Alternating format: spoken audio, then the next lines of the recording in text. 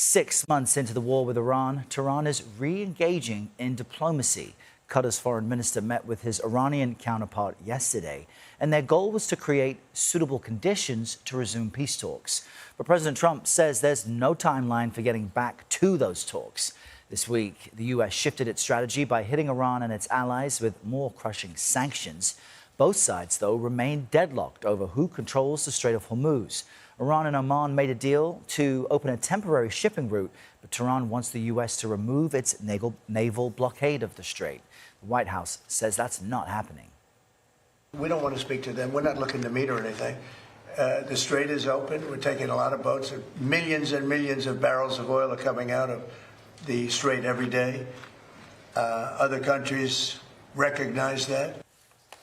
It has been 182 days since the war began. So far, we've seen 18 American casualties. And the defense secretary said back in July the war has cost more than $37 billion. But sources tell CBS News the price tag may actually be much higher. CBS News national security analyst Aaron MacLean joins us now to discuss where we are 6 months in. Aaron, good morning. The president initially said this campaign would take 6 weeks. Clearly, that's not where we are. So where is the U.S.? What's your status of this war half a year in? Hey, good morning. Yes, what began as a campaign which the Trump administration hoped would be swift and would lead, I think in retrospect it's clear, would lead to some sort of Venezuela-like outcome where a new group of leaders in Iran would negotiate with the United States for a new basis to the relationship, including the dismantlement, essentially, of their nuclear program. Obviously, that is not where we sit here 6 months to the day later. We are in a grinding, protracted war, which is fundamentally economic in character. I would say, based on the amount of oil that does appear to be coming out of the strait and the amount of pressure that the United States can bring to bear on Iran economically, that the United States has the upper hand in that war. But economic war is not fast, and the people running Iran are not in any mood to bend right now. And in what ways, then, has this shifted geopolitics for the U.S.? Many of its allies in the Gulf have been under threat. The U.S. positioning of its military in the Gulf has been under threat. So many diplomatic families can't return to countries like Bahrain, for example. So how has the U.S. relationship with Oman, with the UAE, shifted in ways that may be lasting?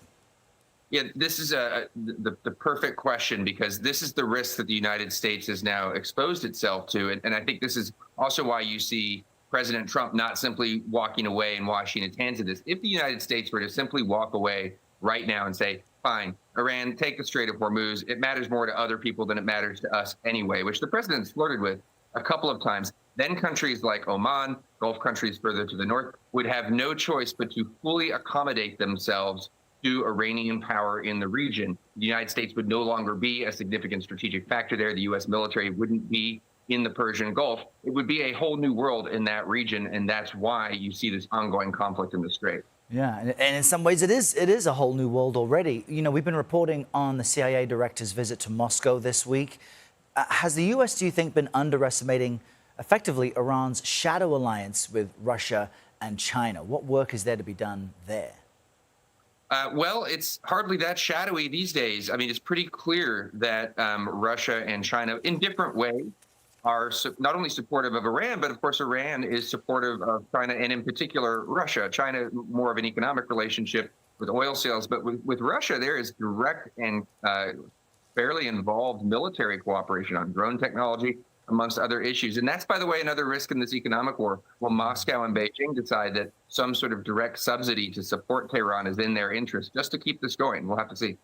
Yeah, a very serious situation 6 months in. Aaron, great to get your insight on this Friday. Appreciate you.